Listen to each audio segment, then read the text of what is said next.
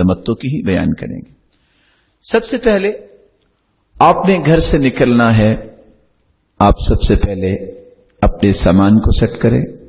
बहुत सारे हाजी परेशान होते हैं जब वो इन आदाब और इन पहलुओं का ख्याल नहीं करते कि मुझे सफ़र करना है, मुझे कितने लिबास चाहिए और मुझे किस चीज़ की ज़रूरत है और कहाँ कहाँ मुझे क्या करना है।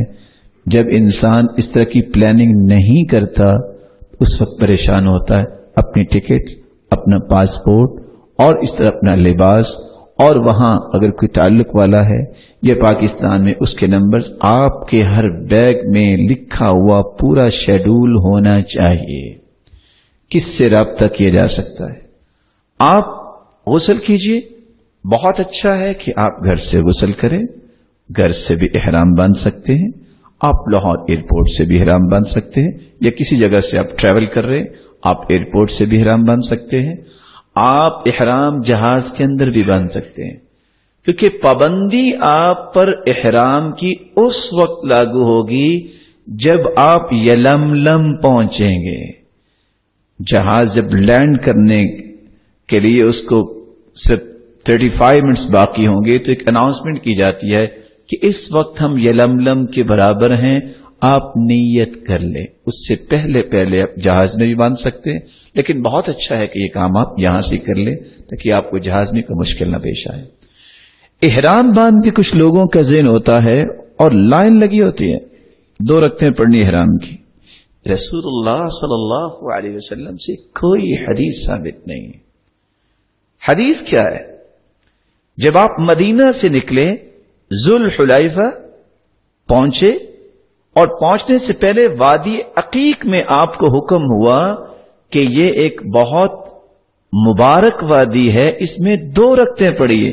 आपने वहां 2 रकअतें वादी अकीक में पढ़ी। इस बात को लेके सबको इस बात पे मजबूर किया जाता है कि आप इहराम की 2 रकअतें पढ़ें। आप सल्लल्लाहु अलैहि वसल्लम ने इस तरह का हुक्म सहाबा को नहीं दिया कि जहां से भी कोई आए 2 रकअतें पढ़े। हाँ, आप घर से निकलने लगे हैं, दुआ करके निकले, आप 2 रकअतें पढ़ के निकले। जब घर वापस आए तो आपका मामूल यह भी था कि आप घर आके भी 2 रकअतें पढ़ा करते थे, लेकिन इहराम के साथ इसको खास न किया जाए। आप घर से निकलते वक्त 2 और काम कीजिए। जाते वक्त अपने घर वालों को अल्लाह की जमानत में दीजिए और वो आपको अल्लाह की जमानत में दें। कैसे जमानत में देंगे? आप ये दुआ पढ़ के उनको रवाना होइए, अस्तौदिउकुमुल्लाह अल्लज़ी ला तज़ीअ वदाइअ, मैं तुम्हें उस अल्लाह की जमानत में देके जा रहा हूं जो अल्लाह की जमानत में चला जाए वो जाया नहीं होता।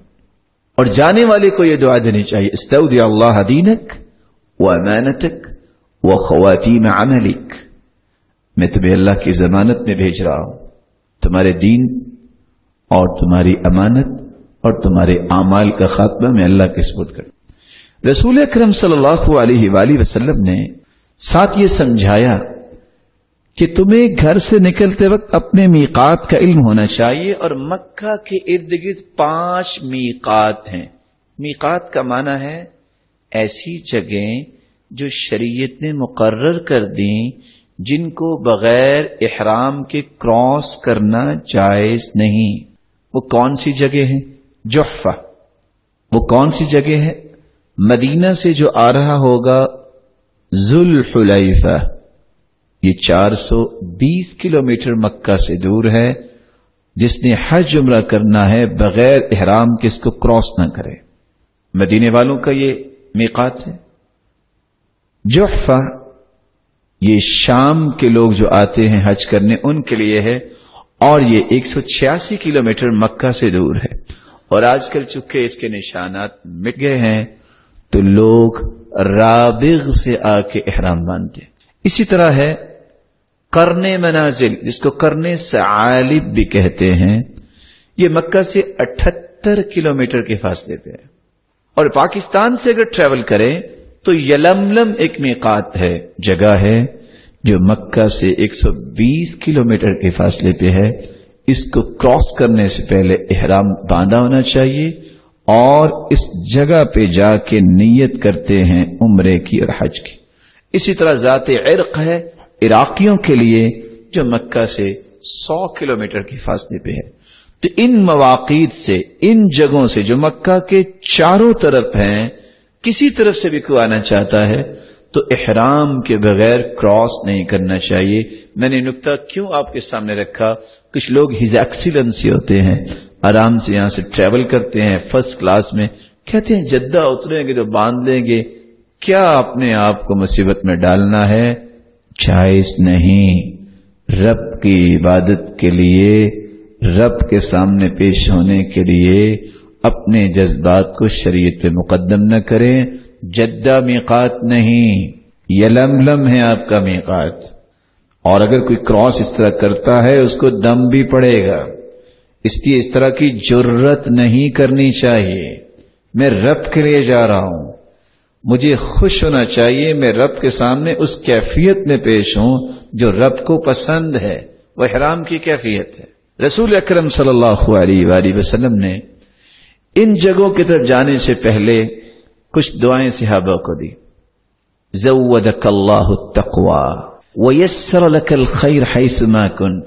میرے صحابی تم جا رہے ہو، اللہ تمہیں جب تک واپس لائے تقوی کے ساتھ رکھے، تقوی تمہارا زیادہ راہ ہو.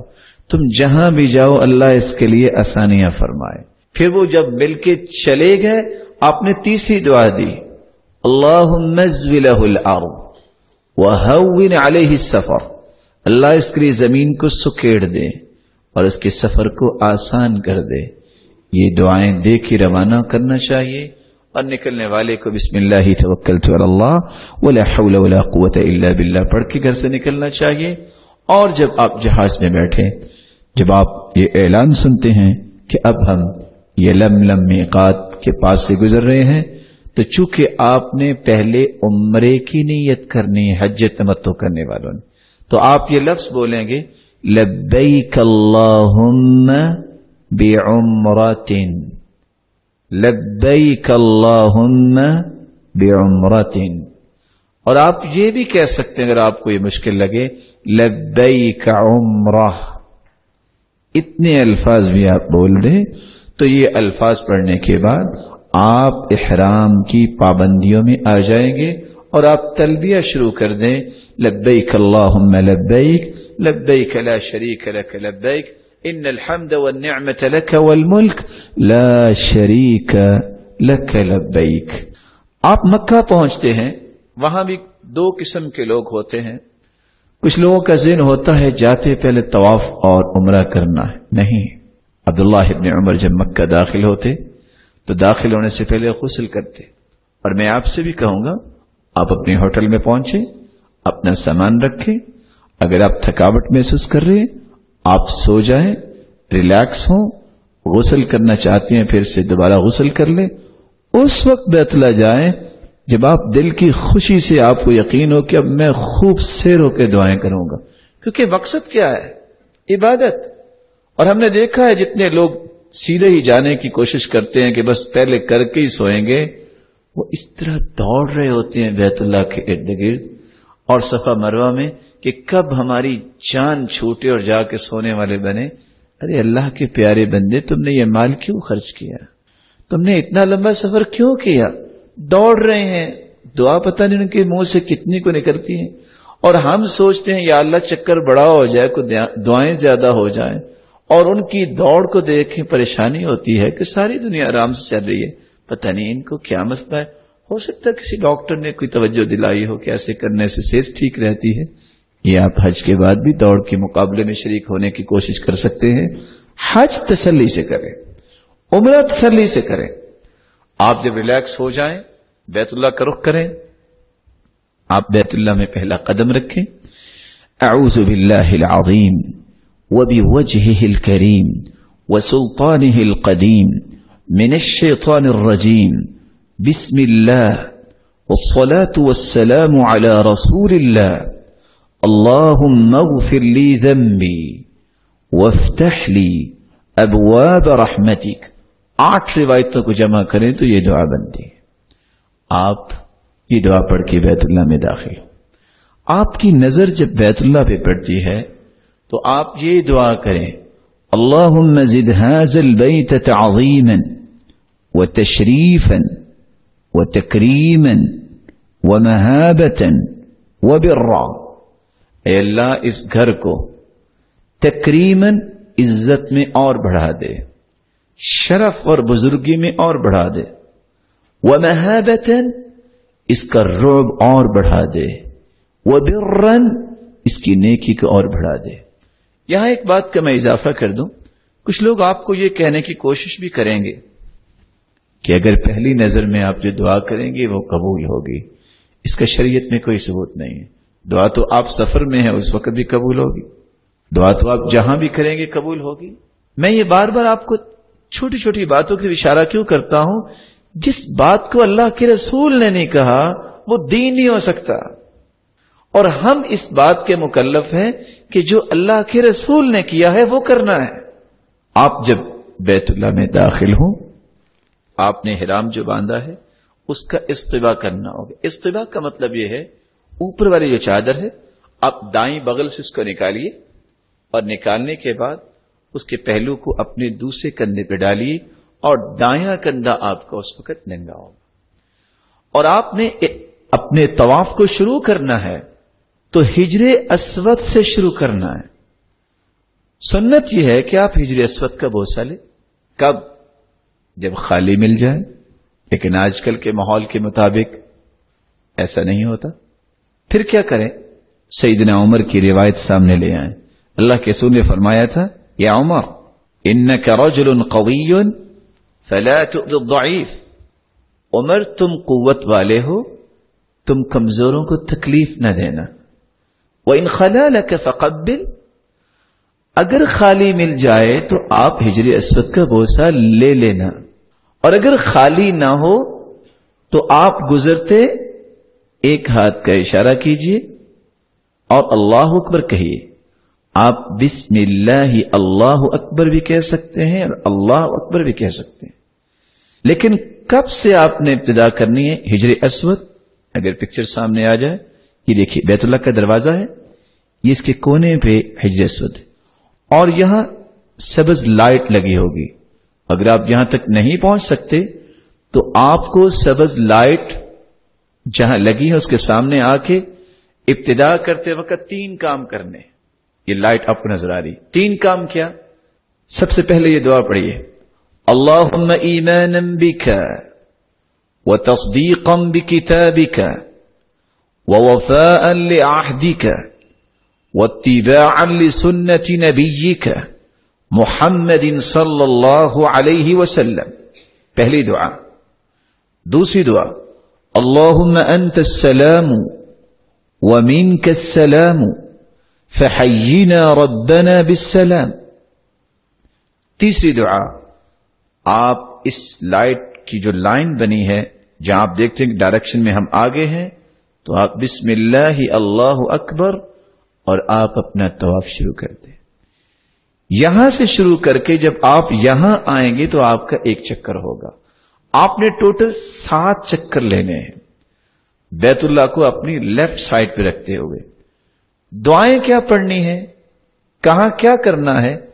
آپ 7 چکروں میں جو بھی دعا کریں آپ کو اجازت ہے. لیکن ہجر اسود اور رکن یمانی، جو کونا ہجر اسود کا ہے اس سے پہلا کونا رکن یمانی ہے. ہجر اسود سے بیت اللہ کا جو پہلا کونا ہے اس کو رکن یمانی کہتے ہیں. سنت یہ بھی ہے کہ اس کو بھی ہاتھ لگایا جائے.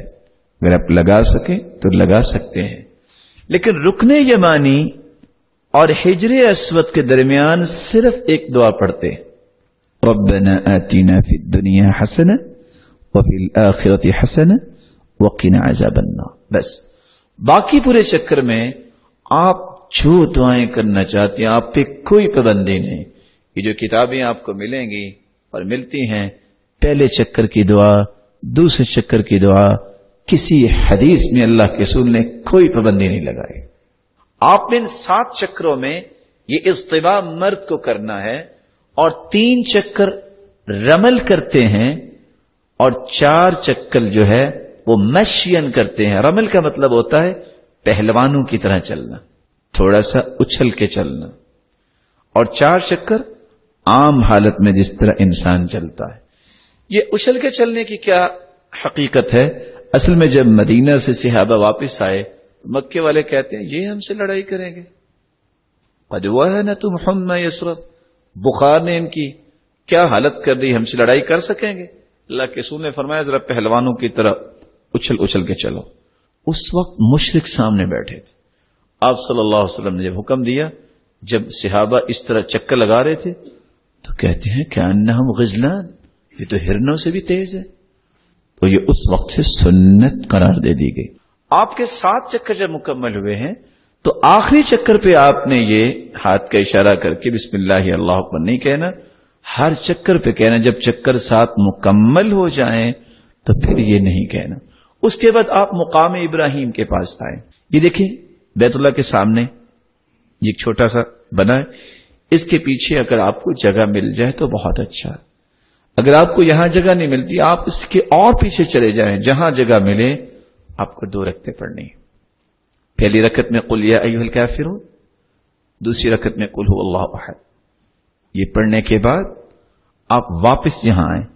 یہ بہت خوبصورت سا دروازہ جو لگا ہے، اس دروازے اور حجر اسود کے درمیان جو جگہ ہے اس کو ملتزم کہتے ہیں. کیا کہتے ہیں؟ چمٹنے کی جگہ. آپ یہاں آئیے.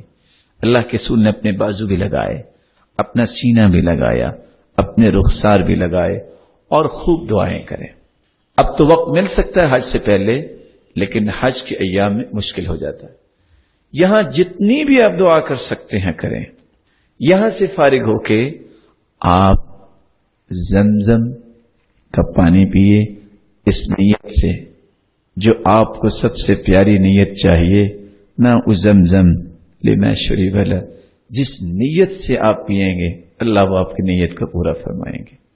یہ حدیث کے الفاظ ہیں، نہ زمزم لما شرب له. یہ کھانا بھی ہے اور پینا بھی ہے، یہ شفا بھی ہے. امام ذہبی کو اللہ نے بہت حافظہ دیا تھا.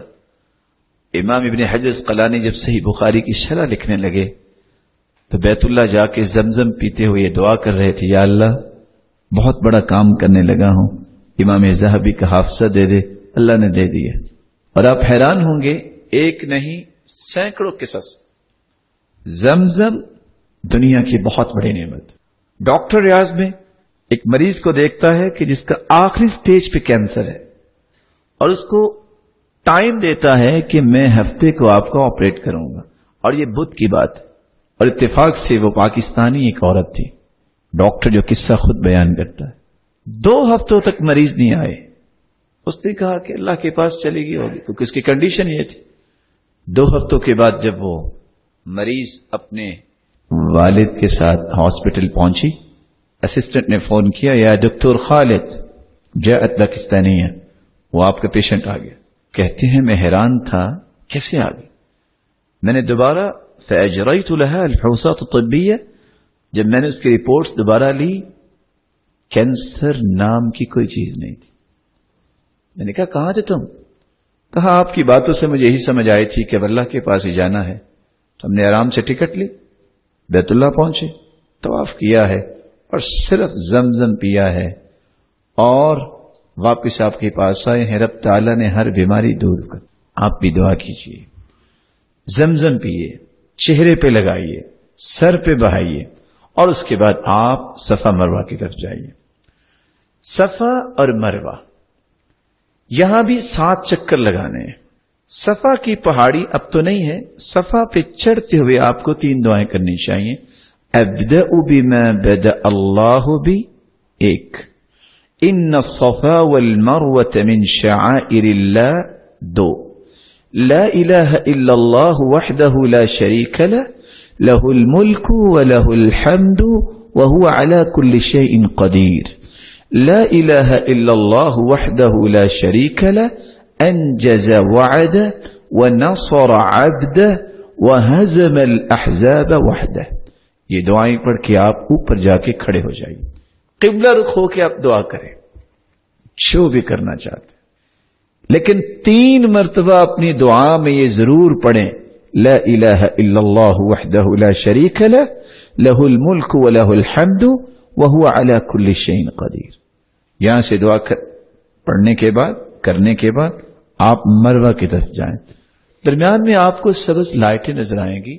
मर्दों के लिए हुक्म यह है कि यहां दौड़ के गुजरे, क्योंकि उस वक्त कंकरियां थी। यहां अल्लाह के रसूल इस तरह दौड़ते कि आपका तहमद घूमता इस तरह, और आप सल्लल्लाहु अलैहि वसल्लम तेजी से दौड़ के गुजर जाते, और यह सुन्नत करार पाया। औरतों के लिए दौड़ना नहीं है, मर्दों के लिए। आप जो दुआ करना चाहते हैं करें।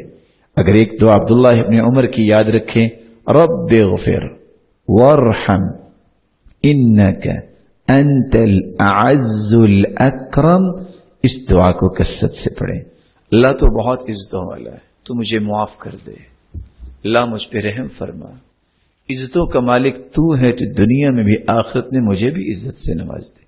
ये बहुत खूबसूरत दुआ है।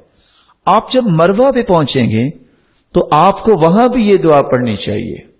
ला इलाहा इल्लल्लाहु वहदहु ला शरीका लह, लहुल मुल्क व लहुल हम्द व हुवा अला कुल्ली शैइन कदीर। ला इलाहा इल्लल्लाहु वहदहु ला शरीका लह, अंजज़ वअदह व नसर अब्दह व हज़म अल अहज़ाब वहदह।